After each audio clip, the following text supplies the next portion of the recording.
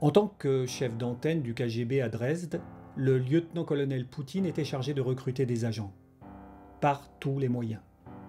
Un chimiste est-allemand avait mis au point un poison indétectable, mais refusait de collaborer. Poutine monte alors un traquenard pornographique qui contraint le chimiste à livrer ses secrets. Dans les frontières du pacte de Varsovie, Poutine dépendait du KGB intérieur, bien moins prestigieux que l'extérieur qui opérait dans les pays de l'OTAN. L'élite soviétique ulcérée de voir l'Est toujours plus distancé par l'Ouest. Rentré à Saint-Pétersbourg après la chute du mur, le colonel du KGB Poutine devient l'adjoint du maire Sobchak, son ancien prof.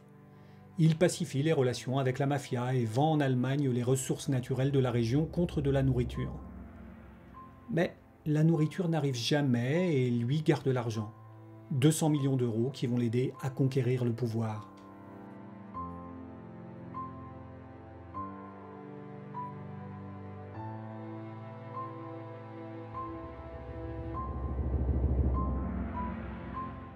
Après 40 années passées dans la peur d'un conflit nucléaire, l'Occident est loin d'être soulagé.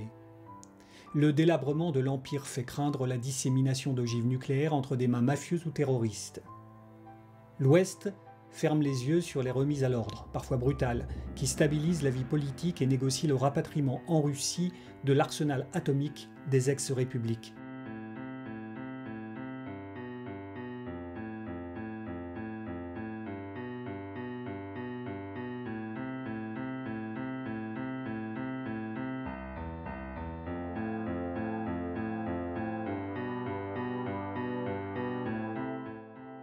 C'est ainsi qu'est signé à Budapest un mémorandum par lequel Moscou s'engage à respecter l'intégrité territoriale, économique et culturelle de l'Ukraine, Crimée inclus. En échange, toutes les armes nucléaires ukrainiennes sont remises à Moscou qui promet de s'abstenir de toute forme de pression sur Kiev. L'ONU et tous les membres permanents du Conseil de sécurité contresignent le document.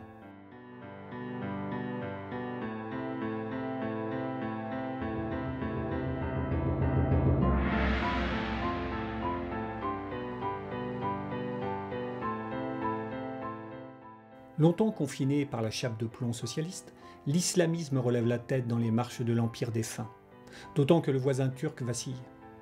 Dans le bastion laïque du monde musulman, Recep Erdogan, proche des frères musulmans, s'empare de la mairie d'Istanbul. Dans le Caucase, les Tchétchènes se battent pour leur indépendance. Les Bosniaques et les Kosovars contre les Serbes.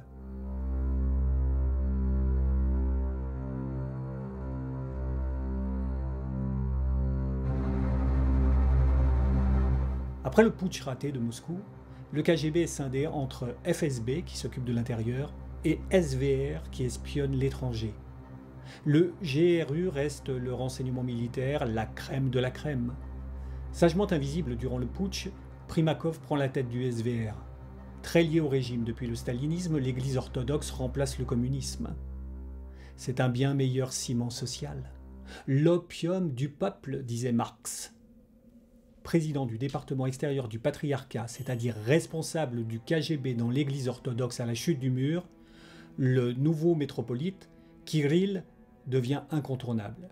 Et le confident de Poutine, qui rejoint Yeltsin à Moscou. Sobchak n'a pas été réélu, ce qui reste le premier et dernier échec électoral de Poutine.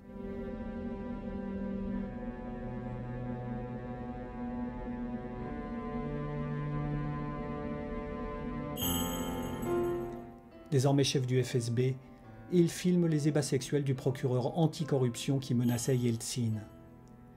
Face aux attentats tchétchènes, il modernise une politique quasi stalinienne du tout répressif. Mais dans un cas au moins, ces hommes sont en fait les poseurs de bombes.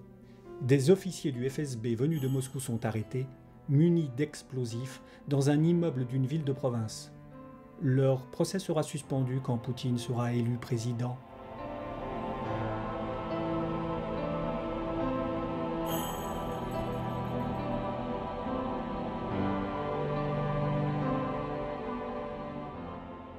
L'affrontement Est-Ouest pouvait-il prendre fin? Le bombardement de Belgrade par l'OTAN met en rage Primakov, devenu ministre des Affaires étrangères. Alors qu'il vole pour Washington pour discuter des armements, il fait faire demi-tour à son appareil et rentre à Moscou. Les bombardements se poursuivent 2 mois et demi, détruisant notamment l'ambassade chinoise.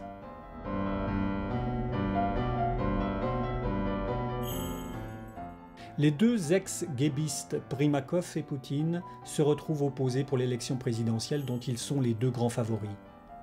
Primakov est le plus capé, le plus gradé et le plus intègre. Mais curieusement, il s'efface devant Poutine à l'issue d'une rencontre de 2 heures entre 4 yeux. Poutine, le roué, l'homme des magouilles financières et des méthodes mafieuses, l'emporte sur le représentant honnête et dépassé de l'ancien régime. Après sa victoire, il nomme Primakov responsable du développement technologique et industriel, un poste stratégique.